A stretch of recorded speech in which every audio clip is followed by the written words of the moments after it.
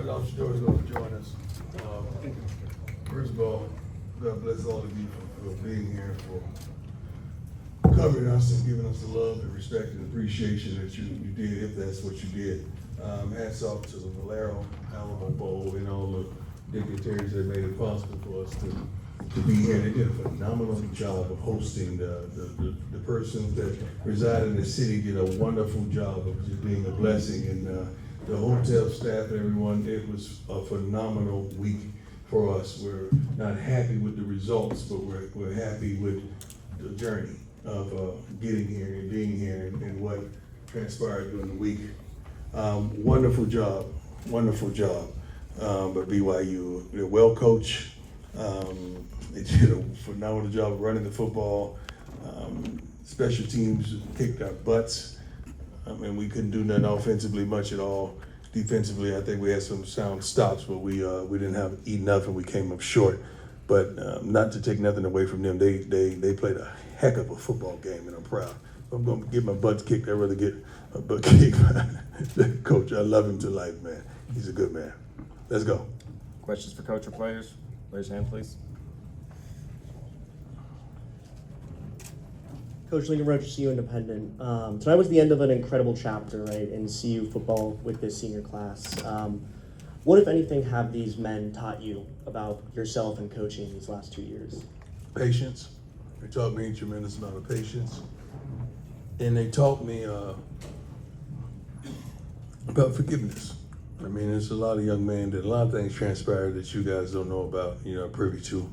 But I'm a tremendous forgiving person, and I absolutely love these guys. You don't understand. You never get an opportunity to see the subtle I love yous that go on between us in pregame and postgame and practice and this week's preparation and all the OBs, the original Buffs, how thankful and appreciative they were that they got an opportunity to come participate in a week of bowl festivity. So patience and forgiveness and just overall love, man. That's what they taught me. Back row. Coach, I know you guys are big competitors and everything else. You talked about your relationship with Cam and Shedeur yesterday. Mm-hmm. How do you try to, I don't say minimize what just happened, but try not to have that overshadow the journey and everything else you guys have accomplished in 2 years? It won't. That's a wrap. It's over. They on to the next. They're gonna have tremendous careers. They're gonna move on. They flush it. They may analyze on the way home. I know Cam is gonna think about it, then he's gonna think about plays that he made or plays he didn't make. But they're gonna flush it in their own to relax a little bit first and foremost and get their bodies back right for preparation for combines, pro days, and I think Cam is going to the East-West game, so he has to stay focused on that as well. Question in the middle.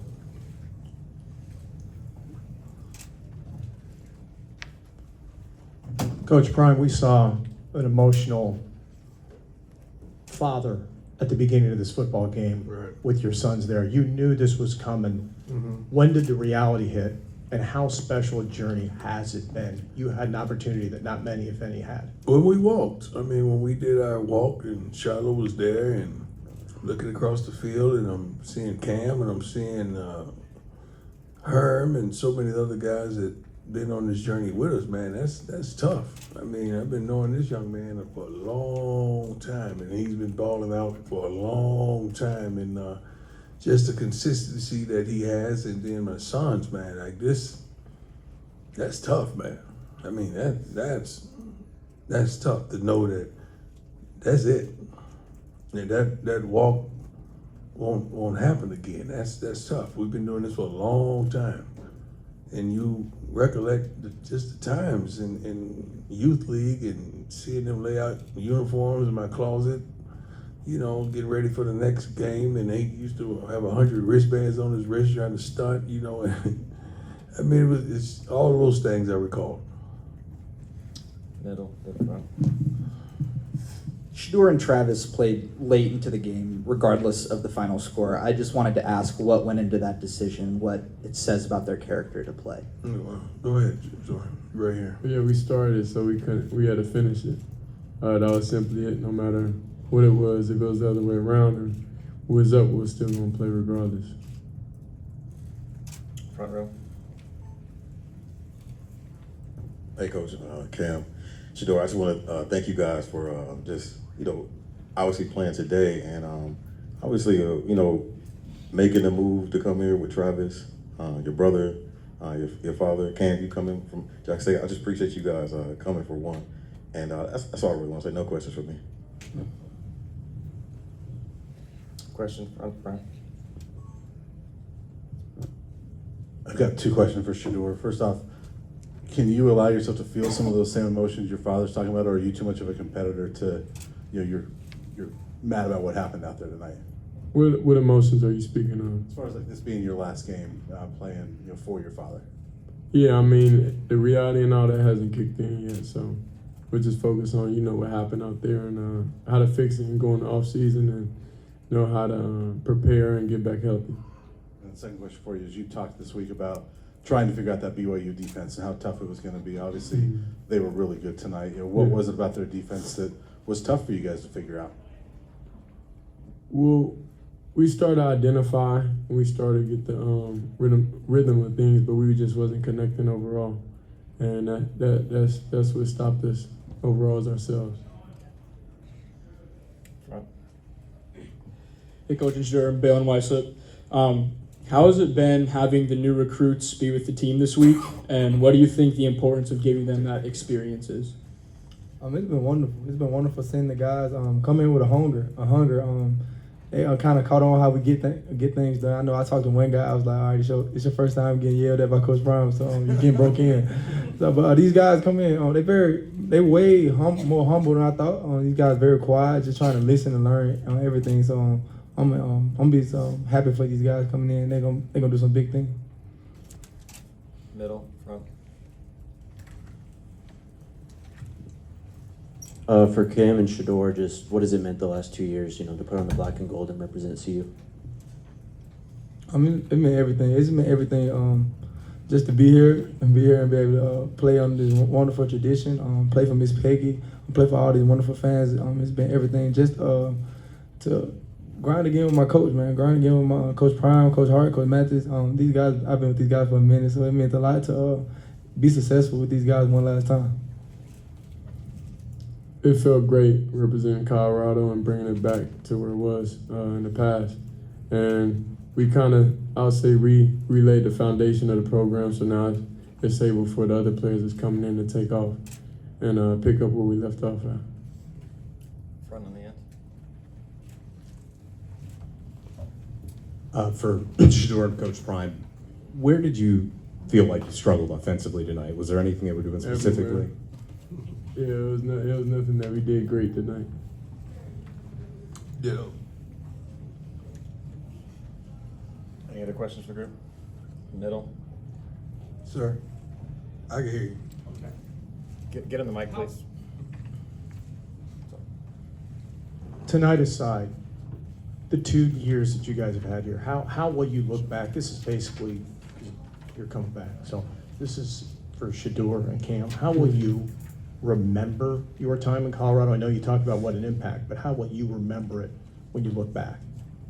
I think about the work. I think about the brothers, man, the brotherhood we built. I love those guys in the locker room with all my heart. They mean a lot to me, so I think about the brotherhood when I look back on it in the way that we bond and have so much fun. I think time away would, because right now we're all in this situation and we just came from a loss, so that's kind of what's on the forefront of our minds. But I'll say, within the next week, and when we're all separated, when we're all not together anymore, then I feel like I'll go back and be able to think about those times. Hey, Coach. Nikki Edwards, Hughes Sports Report. When you look at the work your coordinators did this year, Pat Shermer and Robert Livingston, what would you say about their body of work and their resume stepping into these new roles? They did a wonderful job. I'm proud of them. I love them to life. They know how to communicate with all our young men. They really put them in positions for them to be extremely successful. And I love where we're headed. I'm proud of those two. Not just those two, the whole staff, and I'm pretty sure a couple of them gonna come in my office about elevation, and because people are gonna want them on their staffs, and I that's what we're here for. We're here to advance people. Either get terminated or elevated. It's gonna be one of the two sooner or later. Question second row. Coach Harrison Simeon, School of Sports. A 9-4 season, a Heisman winner, and plenty other accomplishments and improvements across the board from year 1 to year 2. What do you think that you've established in the program that you can carry on and take the team to the next level? Expectation. We've established expectation. So now you expect us to perform a certain way. You expect us to win. You expect us to be exciting. You expect us to be a lot more disciplined than we displayed today. You just have expectations of us now. That's what we've established. Question in middle back. Coach, so as some of your players start to depart to the NFL, what have those messages been like as they prepare to hopefully have some great NFL careers? Well, he got 2 up here, so you guys talk about that for him. Kind of coach, we always had a professional mindset going to everything. We always tried to move like a pro. So just been around him for so long, 6 years. So I feel like just every day he give me different things to people be a pro. Yeah. You said that, I felt that. God, that's a long time.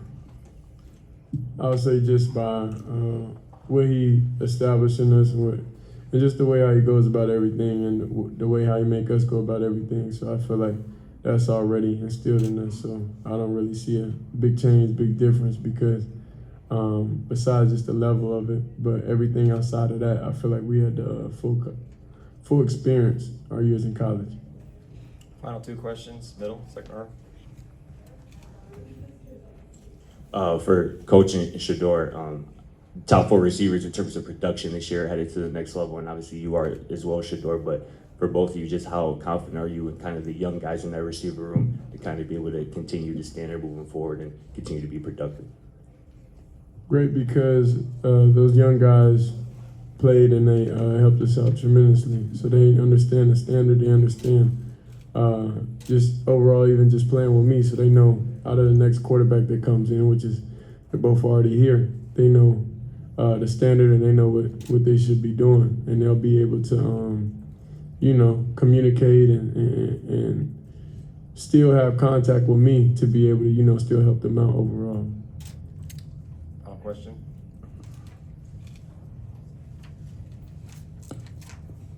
Hello, Chris Miller, SI. Unfortunately, it did not end the way that you wanted it to, but more importantly, this season left a legacy not only for CU, but for college football. And being able to wrap up the season and leave a footprint on college football and how we recruit, market, and display yourselves. What does that mean to you, the legacy, not only for CU, but for college football? I don't think we consider that at all. We really don't care. We don't know what that means, the legacy. We're just trying to develop these young men, win games, make sure they're consistent men in the community with their relationships, with their families, and in school, and then trust me, and get an education. We don't think about it like that. We're thankful that we play a role in that, but that does not enter our mindset, not one bit. Thank you, Cam, Coach. Shedeur. Thank you. God bless you all.